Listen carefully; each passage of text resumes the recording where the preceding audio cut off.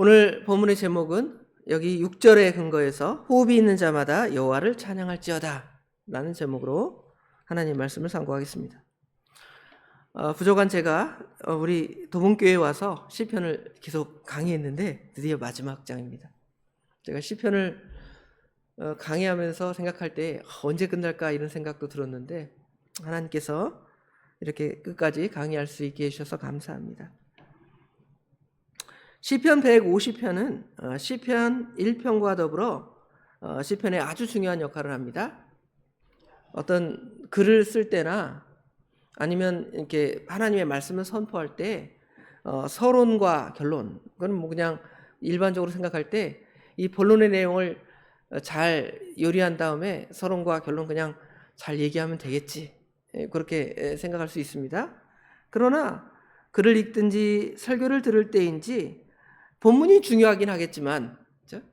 대지가 중요하긴 하겠지만 이 본문의 앞과 끝을 잘 만들어야 이 글이 더 훌륭해집니다. 그래서 서론을 얘기할 때 또는 결론을 잘 정리하면 어떻게 보면 그 내용을 다 잘 들었다 그렇게 생각할 수 있습니다. 그런데 서론이나 결론이 어설프면 마치 여러분 오래된 책을 보면 이 책 앞 껍질과 뒷장이 다 어떻게 됐어요? 뜯어졌잖아요. 뜯어지면 책이 좀 보잘것없는 것처럼 보일 수도 있는데 그런 것처럼 보여지는 역할을 하는 것이죠. 그래서 오늘 이 150편도 과연 그런 역할을 하고 있는지를 우리가 보면서 상고해 보도록 하겠습니다. 그래서 음악 같은 거 들을 때 처음에 어떻게 울려지느냐, 끝이 어떻게 가느냐에 따라 이게 좋은 음악이다 딱 알잖아요. 한 소절만 들어봐도, 그렇죠? 이 제목만 딱 봐도 오늘 좋은 내용이겠구나, 재밌는 내용이겠구나 이렇게 생각을 하고, 제목이 재미없든지 서론이 길든지 결론이 길어지면 어떻게 되는지 아세요? 막 말씀 은혜 설교를 받다가 결론을 막 길게 하는 거, 서론처럼 다시 길게 해버리면 은혜 받는 것이 싹 떨어집니다. 그래서 결론을 좀 짧게 또 이렇게 하는 게 되게 중요하기도 하겠죠. 자, 오늘 보면 시편을 다시 생각해 보면 복 있는 사람으로 시작하죠. 복 있는 사람들은 악인들의 꾀를 따르지 아니하며로 시작하는 시편이 이제 호흡이 있는 자마다 여호와를 찬양할지어다, 여기 6절에 그렇게 끝내고 있는데, 이런 이 두 표현만 딱 생각을 해봐도 얼마나 이 시편이 웅장하고 아름다운가를 생각해 볼 수가 있습니다. 하나님의 말씀 성경도 보면 성경이 뭘로 시작되죠? 태초에 하나님이 천지를 창조하시니라, 하나님의 창조의 어미함으로 시작을 해서 우리가 잘 아는 대로 요한계시록, 우리가 목사님을 통해서 요한계시록 끝까지 다 배웠잖아요. 여기 보면 알파와 오메가 되시고 처음과 나중이 되시고 시작과 끝이 되시는 하나님 예수님, 그리고 그 예수님께서 어떻게 하시라는 거예요? 아멘 주 예수여 오시옵소서, 마라나타 이렇게 선언하죠.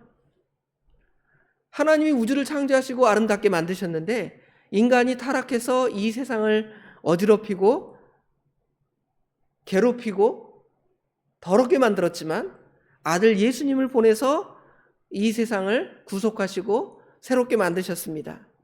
그리고 그 예수님이 이제 어서 오십시오. 성경 전체도 그렇게 아름답게 서론과 결론이 맺어지는 것처럼 모든 이야기들이 그렇게 맺어지면 우리가 그 말씀을 집중해서 들을 수가 있게 되는 것이죠. 오늘 시편 150편도 할렐시고요. 할렐루야로 시작해서 할렐루야로 끝나는 마지막 시편 대미를 장식하는 5편 중에 마지막이고요. 그 말씀을 오늘 여기서 상고하도록 하겠습니다. 한 절 한 절씩 보면서 상고하겠는데요. 1절에는 우리가 어디에서 찬양할 것인가에 대한 이야기가 나옵니다. 찬양의 장소, 또 그 찬양할 자가 누구인가, 마지막에도 있지만 처음에도 사실 똑같이 등장을 합니다. 1절에 보면 할렐루야, 그의 성소에서 하나님을 찬양하며 그의 권능의 궁창에서 그를 찬양할지어다 그랬죠. 성소와 궁창. 성소는 하나님의 장소지만 이 땅에 만들어진 것이죠. 구약시대의 성소, 성막, 오늘날 교회 이런 곳이죠. 하나님을 만나는 장소, 이 땅에 어떤 하나님이 지정해 주신 장소에서 하나님을 찬양할 것을 권고하고요. 또 그의 권능의 궁창에서 그를 찬양할지어다. 이 권능의 궁창 그랬는데 여기는 이제 하늘의 것, 하늘에 속한 것입니다. 이 세상에서 하나님을 찬양할 뿐만 아니라 저 우주 끝에 하나님이 계시는 하늘의 하늘에서도 우리 하나님을 찬양할 것을 권고하는, 요청하는 말씀이 되겠습니다. 특별히 궁창은 하나님의 권능을 드러내며 정사와 권세와 보좌와 같은 영적인 세력들이 거처하는 곳, 그곳도 하나님을 찬양해야 한다고 말하는 것이죠. 시편 148편에도 하늘에서 1절에 보면 하늘에서 여호와를 찬양하고 높은 데서 찬양하라 그랬죠. 그런데 그 하늘에서 누가 찬양하냐면 모든 천사여, 모든 군대여, 천군 천사가 하나님을 찬양합니다. 하늘에서 148편 4절에 보면 하늘에서 그를 찬양하고 하늘 위에 있는 물들도 하나님을 찬양하라는 것입니다. 그래서 그것이 오늘 1절에도 그의 성소, 이 지상에서 하나님을 만날 수 있는 모든 장소에서 하나님을 찬양할 뿐만 아니라 그의 권능의 궁창, 3층천이라고 하잖아요. 3층천. 하나님이 계신 그 아름다운 세계에서도 우리가 하나님을 찬양하는, 이거는 마치 우리가 현재 이 세상에서 하나님을 찬양할 뿐만 아니라 이제 말세적으로, 종말론적으로 생각해 볼 때 우리가 하나님의 나라, 하나님의 세계에 들어가서 그곳에서 하나님을 또 영원히 찬양할 것을 생각해 볼 수도 있습니다. 그리고 2절에는 찬양의 이유를 설명을 합니다. 그의 능하신 행동을 찬양하며 그의 지극히 위대하심을 따라 찬양할지어다 그랬죠. 그의 능하신 행동, 우리 하나님의 능하신 행동과 하나님의 위대하심을 따라 찬양하라 그랬는데 하나님께서 우리에게 행하신 위대한 일이 뭐예요? 과연 무엇일까요? 하나님께서 우리에게 행하신 위대한 일은 하나님께서 이 우주 만물을 창조하신 것, 그것이 하나님의 크신 일이고 위대한 일일 뿐만 아니라 하나님께서 타락한 인류를 구속하시려고 예수님을 이 땅에 보내주셔서 그리스도의 그 핏값으로 우리를 사시고 우리를 회복시켜 주시는 새 창조까지 하나님의 위대하심입니다.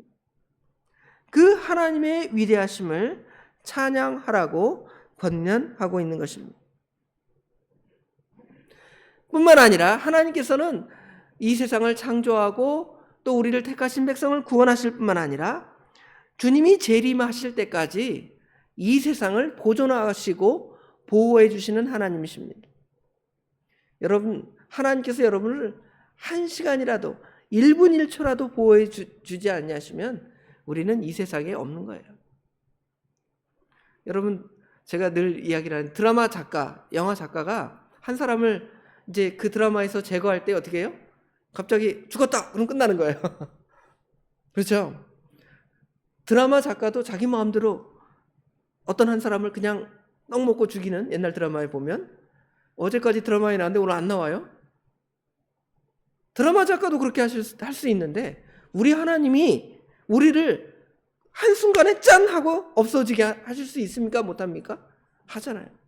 그런데 그 하나님께서 우리를 그렇게 두지 않으셔요. 그 순간순간을 순간순간마다 끊이지 않게 우리를 보호하시고 또 섭리하시는 하나님이시라는 걸 알 수가 있죠. 그것이 바로 하나님의 능하신 행동이고요, 하나님의 지극히 위대하심입니다.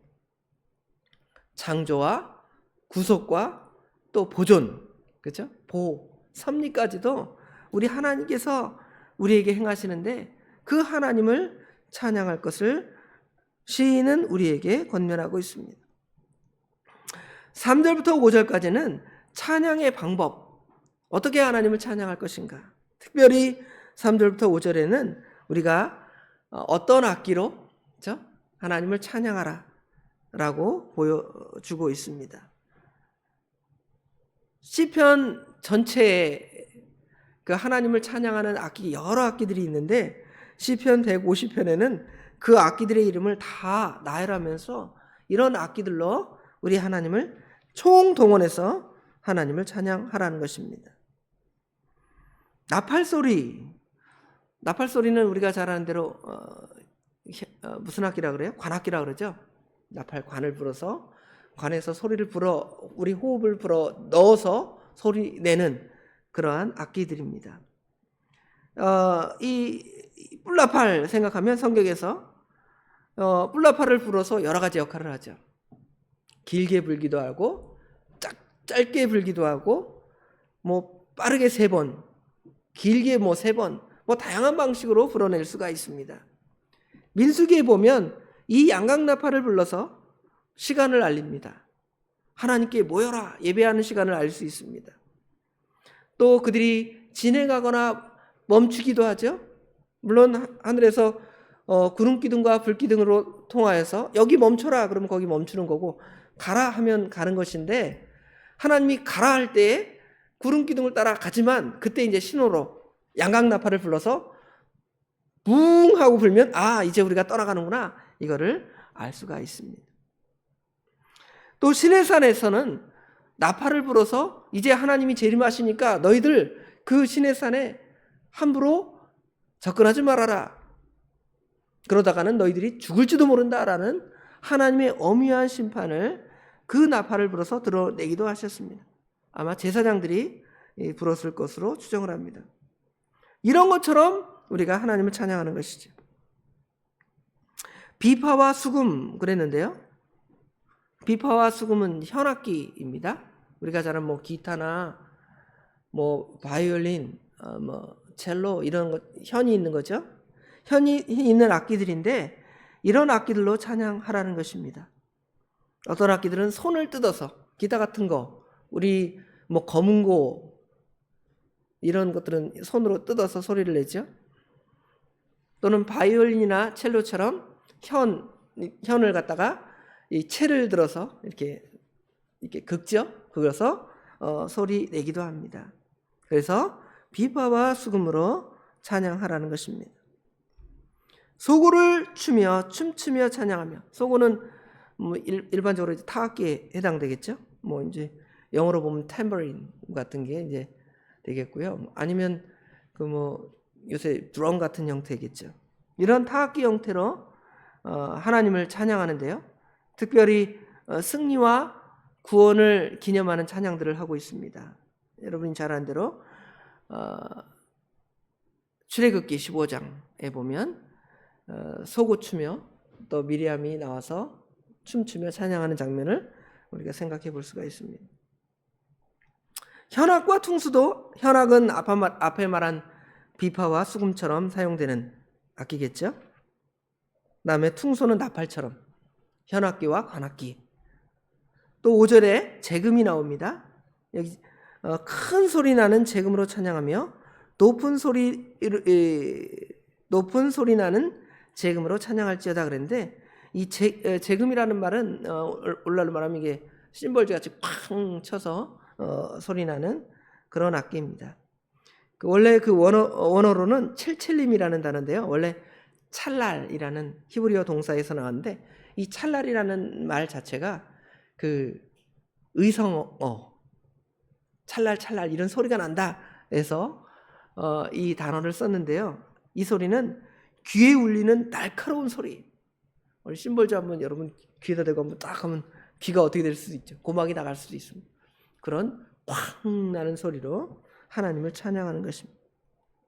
여러 악기로, 또 심지어는 이제 우리 목소리를 들어서, 그래서 오케스트라처럼 생각하면 되겠죠.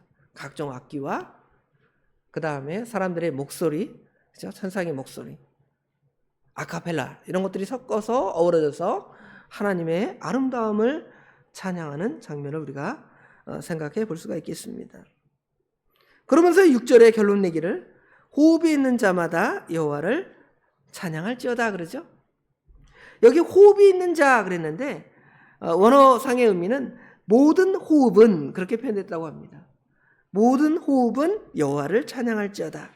여기 호흡이라는 것은 사실은 호흡이 뭐예요? 호흡. 숨이죠. 살아있는 표시입니다. 이 사람 코에다가 딱 대고 숨이 멈췄구나. 아니면 여전히 뭐 종이라도 움직이면 아직 숨이 살아있구나 그러죠. 그래서 그 숨이나 호흡이 있는 사람마다 우리 하나님을 찬송하라는 것입니다. 호흡이 끊어지면 죽음의 표지가 되어서 결국은 호흡이 있는 자마다 찬양하라는 말은 죽을 때까지, 우리 호흡이 있을 때까지 하나님을 찬양하라는 것이요. 아까 찬송가, 오늘 새벽에는 무슨 찬송가를 할까 어제 막 고민하다가 찬송가 338장에 내 주를 가까이 하게 함은 찬송하고 좀 상관이 없는 것 같은데 그렇게 생각하다가 여기 338장 4절에 보면 숨질 때 되도록 늘 찬송하면서 죽기 전까지 우리가 찬송하는 거예요. 우리의 일생 소원이 꿈에도 소원이 통일이 아니라 하나님을 찬송하는 것이고, 천사가 찬송하도록 우리를 부르잖아요. 또 우리가 숨질 때까지 우리 하나님을 찬송하는, 숨질 때 되도록 늘 찬송하면서, 그 찬송의 내용은 내가 주님께로 가까이 나가기를 원합니다 찬양하는 것처럼 우리가 호흡이 있는 모든 사람들은 하나님을 찬양하는 것입니다. 하나님 우리에게 호흡을 주셨다 그랬죠. 처음에 아담을 흙으로 빚으시고 하나님께서 아담에게 이제 생기를 불어넣으시잖아요. 그 생기라는 말이 다 이 호흡이라는 단어와 같은 단어입니다. 성도는 육신의 호흡을 거두어 가시기 전까지 우리는 하나님을 계속 찬양해야 되고요. 비록 내 호흡을 우리 하나님께서 거두어 가신다 할지라도 시편 146편에는 내 영혼아 주를 찬양하라 그랬죠. 내 영혼아 주를 찬양하라는 것은 살아있을 때 내 영혼이 주를 찬양할 뿐만 아니라 우리가 죽은 다음에는 우리 영이 사라집니까? 우리 영이 여전히 있잖아요. 육체로 목소리를 내어 찬양하지 못하지만 우리 영이 우리 하나님을 찬양하고, 또 우리 주님이 재림하실 때에는 천군 천사와 더불어 우리가 하나님을 찬양하고 하나님께 영광 돌리는 것입니다. 여러분, 할렐루야가 시편에 굉장히 많이 나오죠. 할렐루야. 신약에 할렐루야가 과연 몇 번 나올까요? 제가 몰랐어요. 근데 이제 주석지금 찾아보니까 나오더라고요.